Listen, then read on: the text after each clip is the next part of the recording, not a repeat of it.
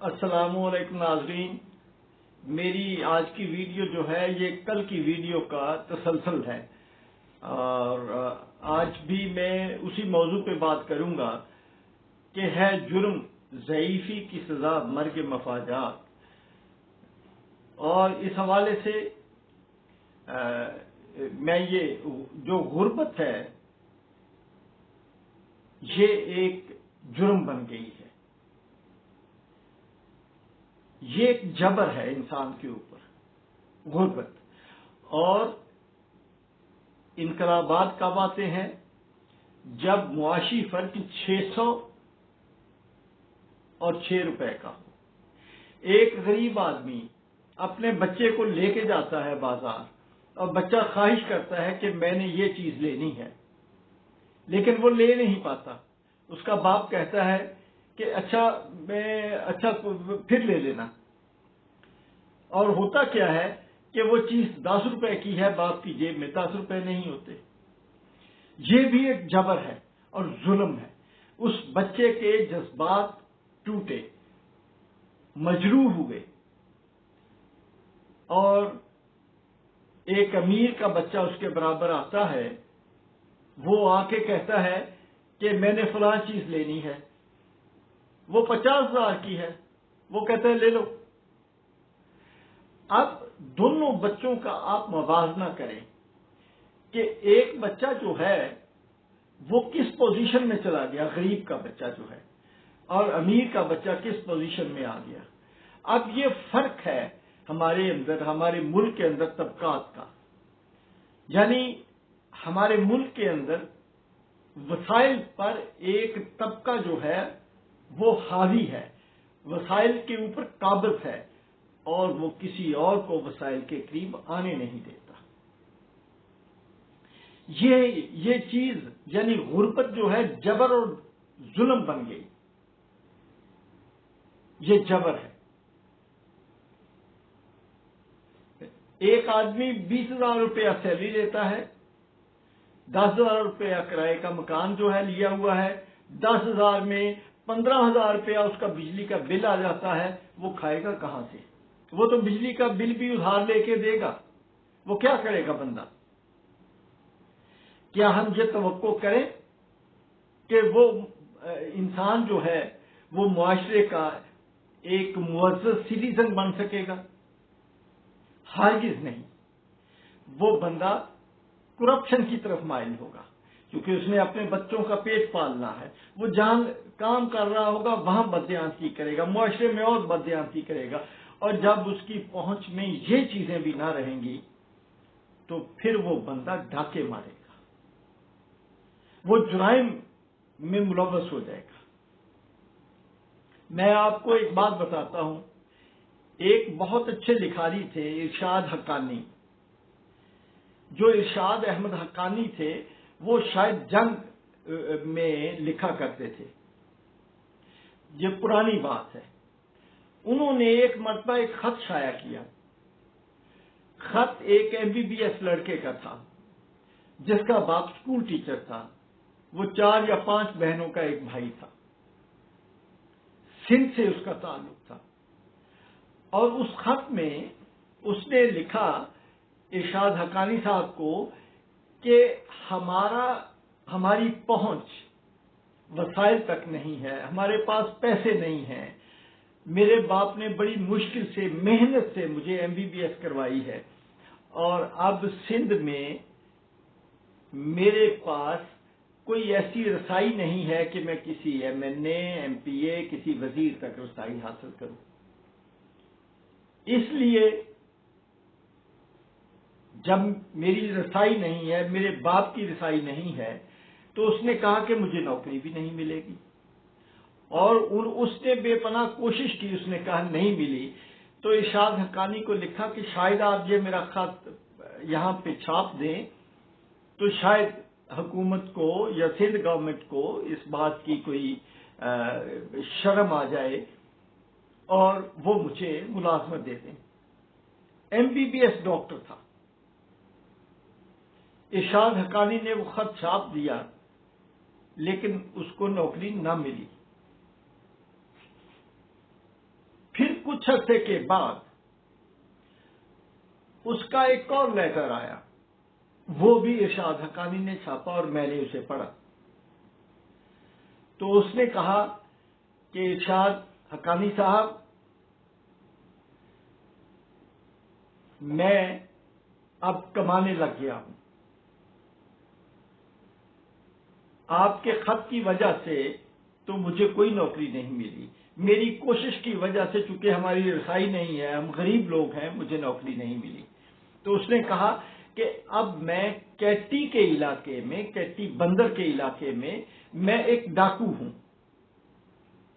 تو جتنے پڑھے لکھے لوگ ہیں آپ ان کو بھیجیں میرے پاس، میں ان کو نوکری دے دوں گا۔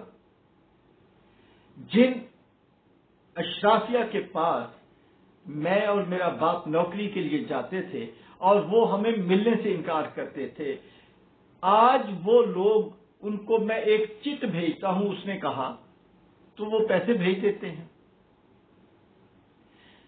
تو یہ ایک معاشرے کی بڑی بھیانک تصویر سامنے آئی کہ اس نے اور بھی لمبا خط تھا لیکن میں اس کا ذکر نہیں کروں گا۔ لیکن کہنے کا مطلب یہ ہے کہ کیا ہم معاشرے میں مفید شہری پیدا کر رہے ہیں یا جرائم پیشہ افراد پیدا کر رہے ہیں؟ یہ جبر ہے، یہی جبر ہے، اس جبر کی زنجیر کو توڑنا ہے۔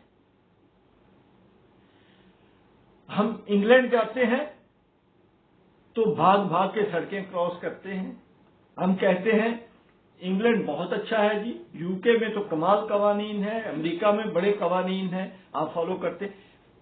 وہی قوانین آپ پاکستان میں فالو کیوں نہیں کرتے؟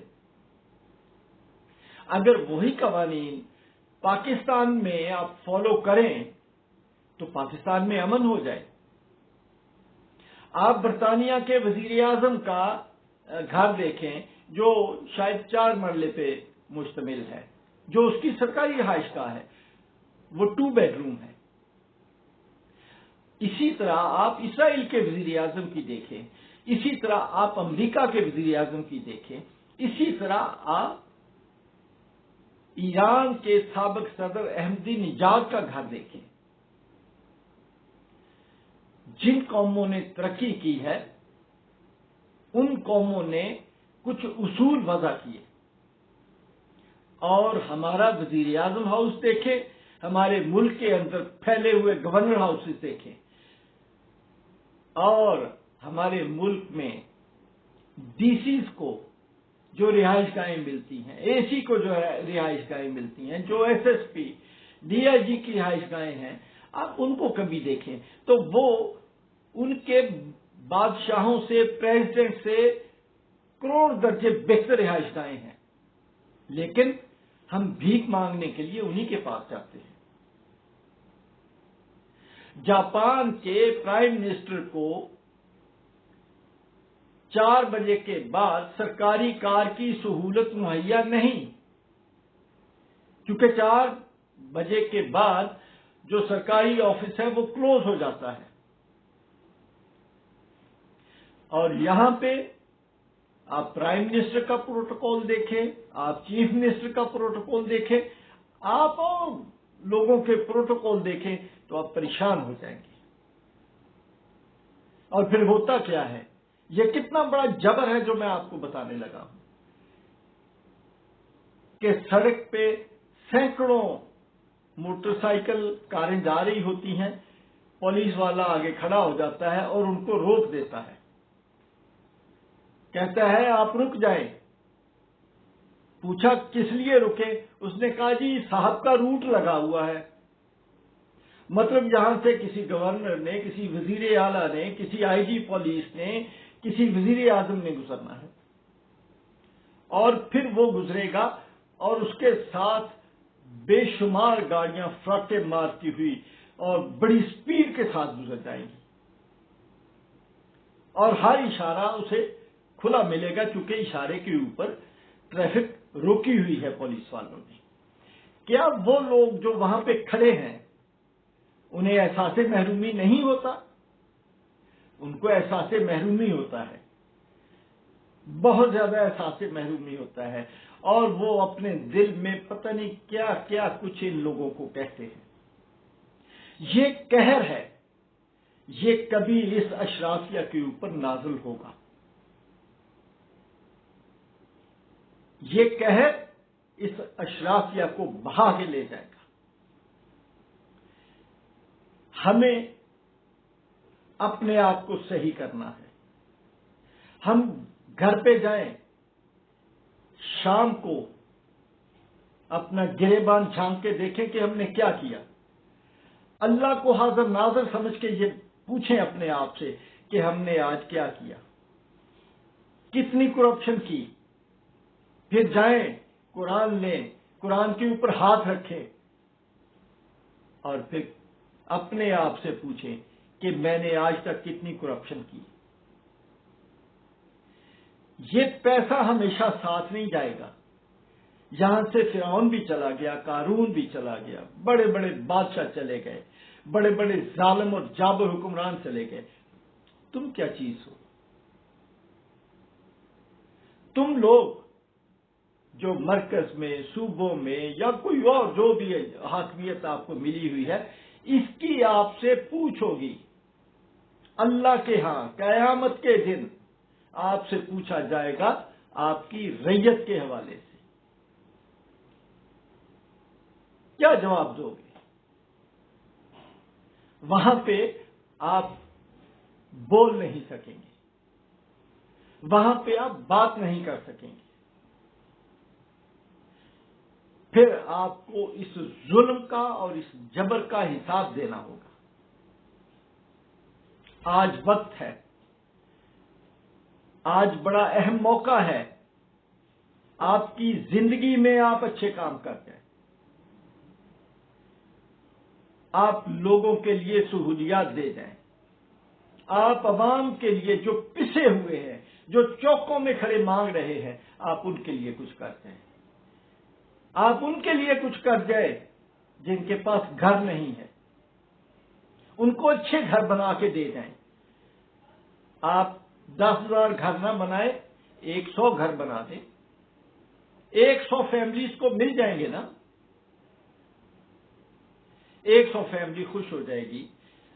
آپ 6 مہینے کے بعد پھر 100 بنا دیں، 200 فیملی خوش ہو جائے گی۔ آپ کے پاس پلاننگ کرنے کے لیے کوئی چیز موجود نہیں، آپ پلاننگ کریں۔ آپ پلاننگ نہیں کرتے، کیوں نہیں کرتے؟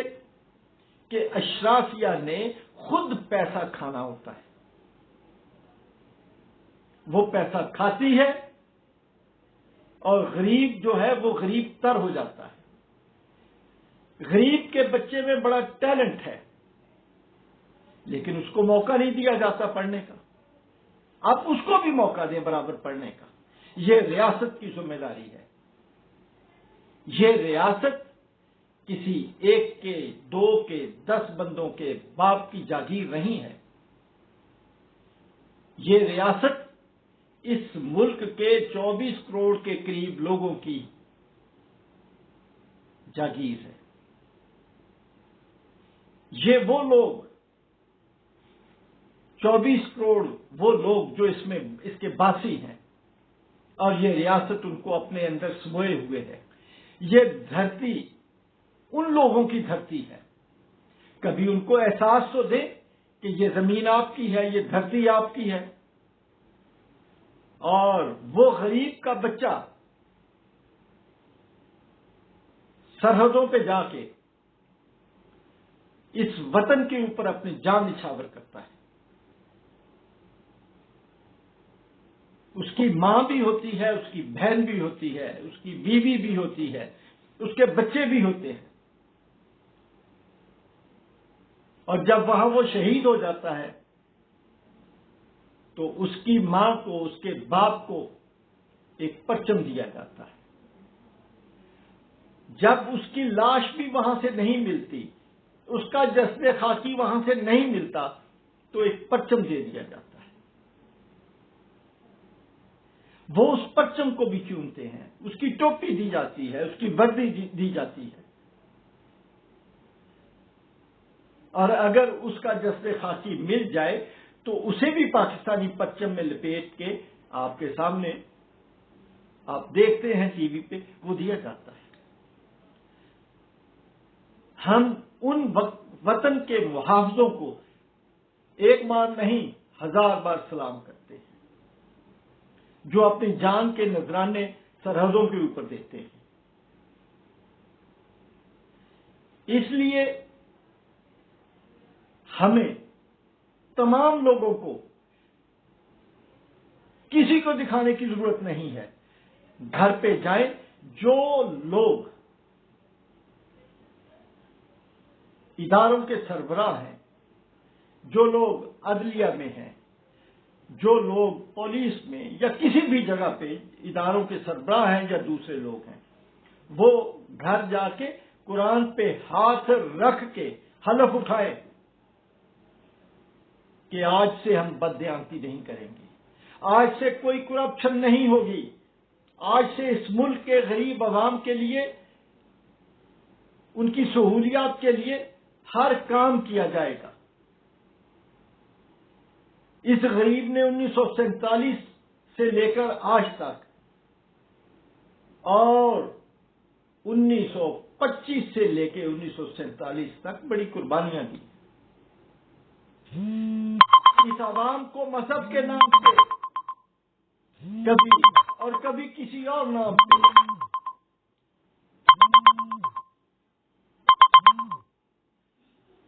اس کا استحصال کیا گیا، لیکن خدارا آج تو آپ اس غریب کو اس کا حق دے دیں۔ اگر آج بھی نہیں دیں گے تو یہ غریب پھر کیا کرے گا؟ یہ خودکشی کر کے مر جائے گا یا پھر اس اشرافیہ کے گلے تک آئے گا۔ دونوں صورتوں میں شاید اس کی موت ہے، اس کی شہادت ہے، لیکن وہ دونوں صورتوں میں جو بہتر صورت ہے وہ اپنائے گا۔ اس لیے میں تمام اشرافیہ سے، تمام لوگوں سے، وہ جو عوام کو انصاف دے سکتے ہیں،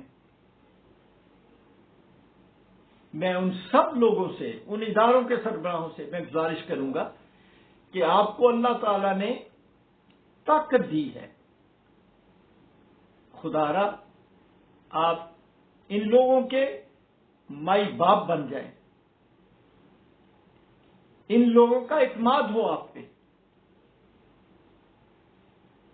اور یہ آپ کے لیے آپ کے ساتھ کھڑے ہو جائیں۔ یہ اس وقت کی ڈیمانڈ ہے۔ میں اس کے اوپر اور بہت ساری بات کر سکتا ہوں، بہت سارے اور واقعات ہیں جو میں بتا سکتا ہوں، لیکن چونکہ ویڈیو کافی لمبی ہو گئی اس لیے میں آپ سے اجازت چاہوں گا، لیکن ان موضوعات پر میں آپ کے ساتھ ہم کلام ہوتا رہوں گا انشاءاللہ۔